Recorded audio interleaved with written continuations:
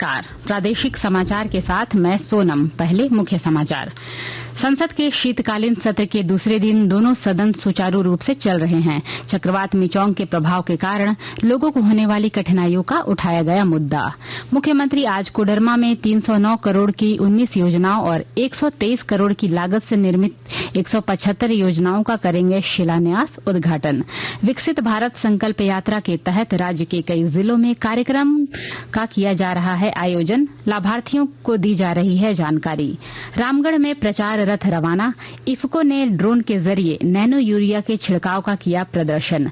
और राज्य सरकार ने हज पर जाने के लिए इच्छुक व्यक्तियों से किया आवेदन आमंत्रित। 20 दिसंबर तक कर सकते हैं आवेदन। और अब समाचार विस्तार से। संसद के शीतकालीन सत्र के दूसरे दिन दोनों सदन सुचारू रूप से चल रहे हैं।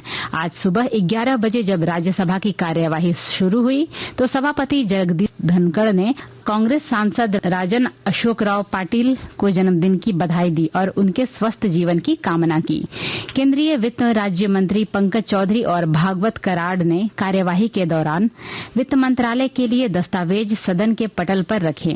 संबंधित सदस्यों ने सरकारी आश्वासनों पर समिति की रिपोर्ट भी सदन में पेश की। बाद में विभिन्न राजनीतिक दलों के सदस्यों ने अध्यक्ष की अनुमति से कुछ मामले उठाए। तिरुचि शिवा ने चक्रवात मिचौंग के प्रभाव के कारण लोगों को होने वाली कठिनाइयों का मुद्दा उठाया और अंतरिम राहत के रूप में सरकार से 5,000 करोड़ रुपए प्रदान करने का अनुरोध किया। मुख्यमंत्री हेमंत सोरेन आज कोडरमा के बांगी टांड स्टेडियम में आयोजित आपकी योजना आपकी सरकार आपके द्वार कार्यक्रम में शामिल होंगे। मुख्यमंत्री 309 करोड़ की 19 योजनाओं का शिलान्यास और 123 करोड़ की लागत से निर्मित 175 योजनाओं का उद्घाटन करेंगे। मुख्यमंत्री के साथ कृषि मंत्री बादल पत्रलेख, श्रम मंत्री सत्यानंद भोक्ता और पर्यटन मंत्री हफीजुल हसन भी कार्यक्रम में शामिल होंगे। विकसित भारत संकल्प यात्रा के तहत राज्य के कई जिलों में कार्यक्रमों का आयोजन किया जा रहा है। रामगढ़ जिले में उपायुक्त ने आज समाहरणालय से विकसित भारत संकल्प यात्रा के रथ को हरी झंडी दिखाकर रवाना किया। इस अवसर पर इफको के सहयोग से ड्रोन के माध्यम से नैनो यूरिया के छिड़काव का भी प्रदर्शन किया गया और सभी ग्राम पंचायतों में लाभार्थियों को इस सेवा की जानकारी दी गई। पाकुड़ के बनिया पसार पंचायत में विकसित भारत संकल्प यात्रा पर मुखिया के नेतृत्व में कार्यक्रम आयोजित कर वार्षिक कैलेंडर को प्रदर्शित किया गया। गिरिडीह जिला में कई कार्यक्रम आयोजित कर लाभुकों को जानकारी दी गई।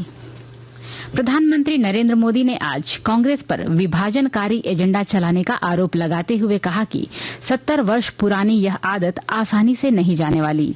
कांग्रेस पार्टी के नेताओं की ओर से छत्तीसगढ़, राजस्थान और मध्य प्रदेश में हार के लिए बताए गए कारणों पर साझा किए गए सोशल मीडिया के एक पोस्ट पर प्रधानमंत्री ने कहा कि कांग्रेस के नेता अपने अहंकार, झूठ और निराशावाद और अज्ञानता के साथ ही खुश रहना चाहते हैं। उन्होंने इस बात का भी उल्लेख किया कि कांग्रेस को आने वाले समय में और अधिक हार के लिए तैयार रहना पड़ेगा। प्रधानमंत्री नरेंद्र मोदी आज केन्या के राष्ट्रपति विलियम सामोई रूटो के साथ नई दिल्ली में वार्ता करेंगे। केन्या के राष्ट्रपति 3 दिन की भारत यात्रा पर कल नई दिल्ली पहुंचे। उनके साथ उच्च स्तरीय प्रतिनिधि मंडल भी आया। राष्ट्रपति रूटो का राष्ट्रपति भवन में औपचारिक स्वागत किया गया। उन्होंने राजघाट जाकर महात्मा गांधी को श्रद्धांजलि भी अर्पित की। आकाशवाणी के ताजा तरीन समाचारों के लिए आप हमारी वेबसाइट newsonair.com पर लॉग ऑन कर सकते हैं। ताजा समाचार एक्स हैंडल @NewsAlerts और Facebook page all India radio news पर भी उपलब्ध हैं। आप प्रादेशिक समाचार एकांश के एक्स हैंडल @news_रांची और फेसबुक, इंस्टाग्राम पेज तथा YouTube channel AIR news Ranchi पर भी हमारे बुलेटिन सुन सकते हैं। प्रादेशिक समाचार आप आकाशवाणी रांची से सुन रहे हैं। शेष समाचार इस विराम के बाद। पिछले 2 साल से लोगों के उत्साह को देखते हुए 15 नवंबर के दिन माननीय मुख्यमंत्री श्री हेमंत सोरेन द्वारा फिर से आपकी योजना आपकी सरकार आपके द्वार कार्यक्रम का शुभारंभ किया गया। हम लोगों ने ये प्रयास किया है, सरकार आपके द्वार के माध्यम से सरकार की आंखें, सरकार की आवाज राज्य के अंतिम व्यक्ति तक पहुंचे और हर एक व्यक्ति को विकास के कड़ियों से हम जोड़े। इस अभियान के अंतर्गत अबुआ आवास योजना, गुरुजी स्टूडेंट क्रेडिट कार्ड जैसी योजनाओं को लेकर आवेदन लिया जाएगा। अभियान में लाखों स्टूडेंट्स को साइकिल खरीदने हेतु राशि भी दी जाएगी। इस कार्यक्रम के जरिए सभी वर्ग के जरूरतमंदों को सरकार की कल्याणकारी योजनाओं से जोड़ा जाएगा। देने आपको अधिकार। फिर से हेमंत सरकार आ रही आपके द्वार। इस कार्यक्रम के तहत 24 नवंबर से 26 दिसंबर तक शिविरों का आयोजन किया जाएगा और शिविर में आने वाले प्रत्येक लाभार्थियों के बीच पौधे का वितरण किया जाएगा। सूचना एवं जनसंपर्क विभाग, झारखंड सरकार द्वारा जनहित में प्रसारित। साहिबगंज जिले में आने वाले 4 प्रखंडों को एक एक गांव को एग्री स्मार्ट विलेज की तरह विकसित किया जाएगा।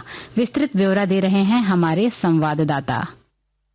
साहिबगंज जिले में आने वाले 4 प्रखंडों के एक एक गांव को एग्री स्मार्ट विलेज में कृषि के मॉडल की तरह विकसित किया जाना है, जिसमें राज्य सरकार के साथ साथ केंद्र सरकार की योजनाओं का भी क्रियान्वयन किया जाएगा। गांव में होने वाले विकास कार्यों की देखरेख के लिए एक ग्राम स्तरीय समिति बनेगी। संबंधित एग्री स्मार्ट विलेज के किसान को कृषि की आधुनिक तकनीक का प्रशिक्षण दिया जाएगा। इस योजना के तहत साहिबगंज जिले के सदर प्रखंड के शोभनपुर भट्टा, बोरियो प्रखंड के बिशनपुर, बरहेट प्रखंड के पाडेर बथान और बरहरवा प्रखंड के इस्लामपुर गांव का चयन हुआ है।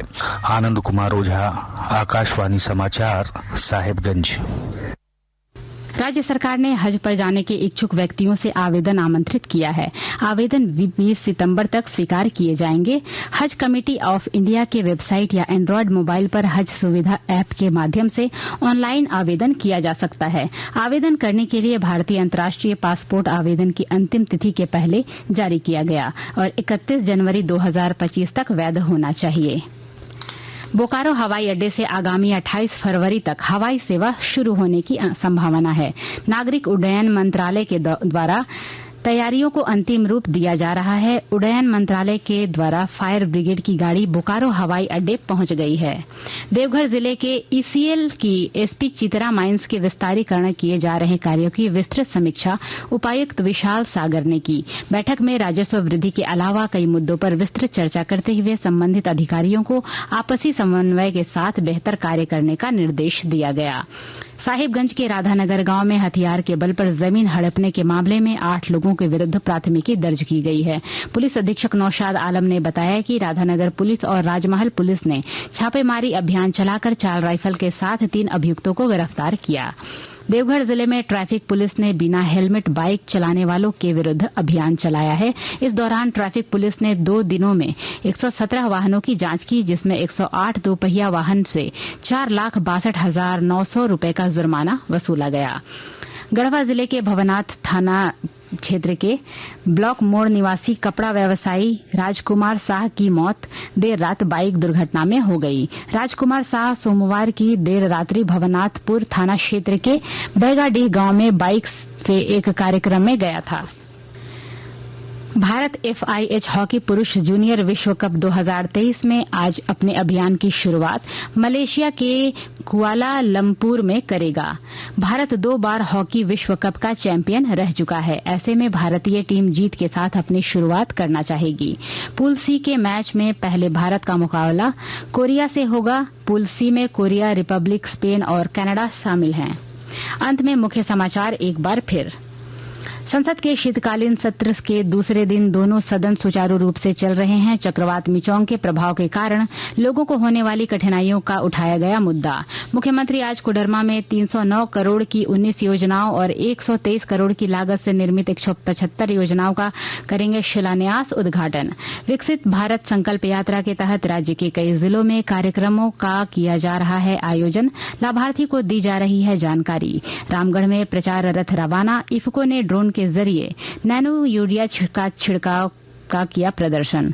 और राज्य सरकार ने हज पर जाने के लिए इच्छुक व्यक्तियों से किया आवेदन आमंत्रित। 20 दिसंबर तक कर सकते हैं आवेदन।